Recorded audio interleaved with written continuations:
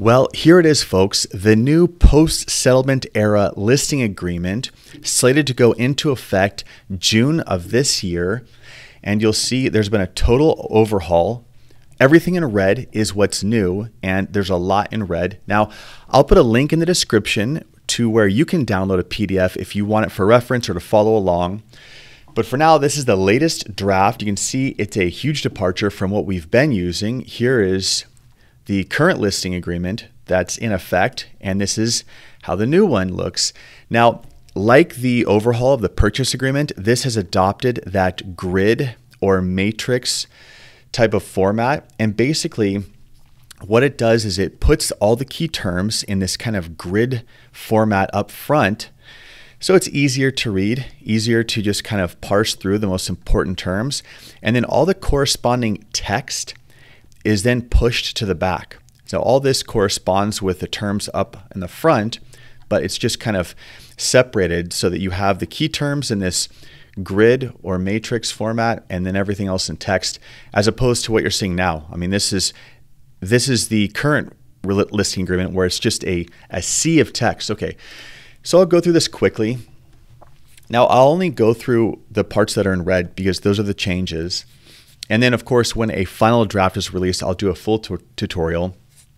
And you can download this by a link in the description. All right, so you'll see here that there's the listing period, a beginning date, ending date, very important to have both, listing price, and then a checkbox for if the listing relates to either of these two scenarios. Now, here's what's interesting, and this is the focal point of the form.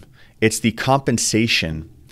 And this section deals with the compensation. They're getting away from using the word commission. I'm seeing this trend of moving toward compensation instead of the word commission. I don't know if commission's getting a bad rap or it's for a legal reason, but you can see there's an advisory here, and you'll see a lot of advisories now basically saying that making the parties aware of compensation, since this is just the whole point of contention from the lawsuit and the settlement and everything. But this is the big change. Compensation now is split. So you'll see that you're charging up here what's going to the listing or seller's broker. That's it. There's no, so on the former listing agreement, you charge right here, 3A, you'd put in 5% or 6%, and that would cover enough to whatever you're offering down here to the buyer's broker. Well, that's all gone. That's ancient history. Once this settlement goes into effect in August 17th. So now you're just putting what's the listing broker getting paid, and that's it. Then down here, is there a commission being offered to a buyer's agent? If so, you'll write it there. And they put optional, so it's abundantly clear to their seller that, hey, you don't have to pay this, because remember, that's how this whole ridiculous lawsuit came to be.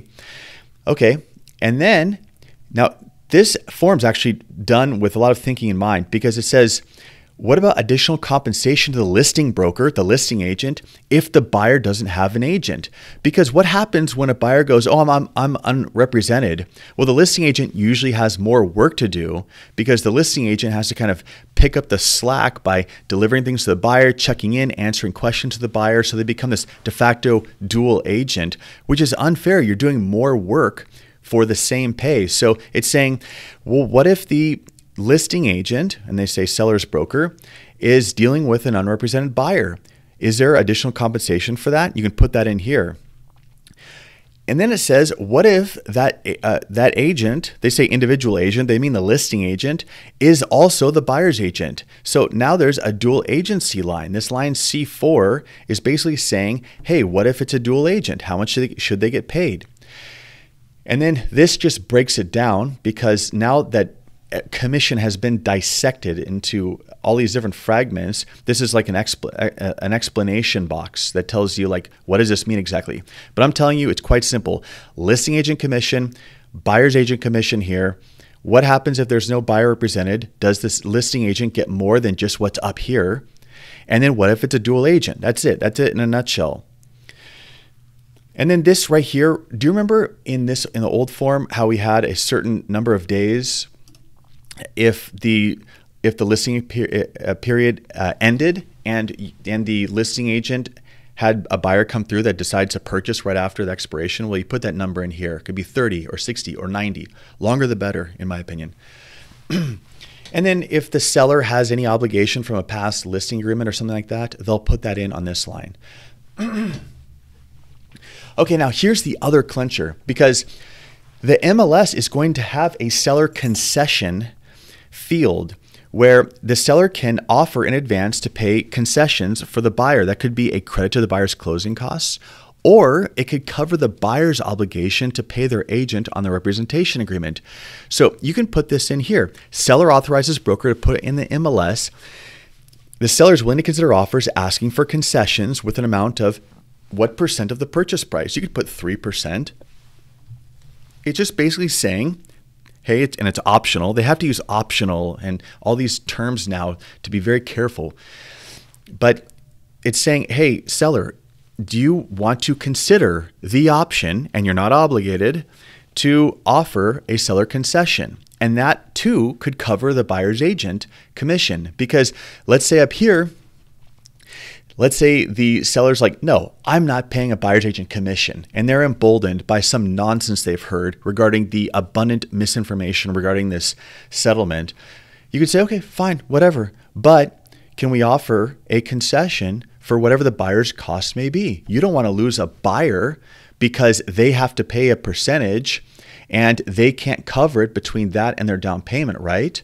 I mean, in theory, a listing agent could just ask or bump up the asking price enough to cover that, right? So it's not directly, so the seller could, the conversation about offering concessions could be softened by telling the seller, look, if you're really hung up on this, just increase your purchase price or your list price a little bit to cover the concession. But between the seller concession and this up here, the offer to pay the buyer's broker directly, one of those should be done, at least one.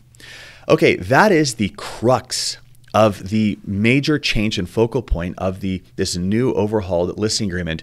Then if we have the same old stuff right here, items included, items excluded, you know, these are so a lot of this stuff I think is just kind of too much. I mean, look at this, investigation reports. I mean, really? I mean, the problem with all these CAR forms is, as comprehensive as they try to make them, they go overboard. They completely throw the concept of simplicity out the window.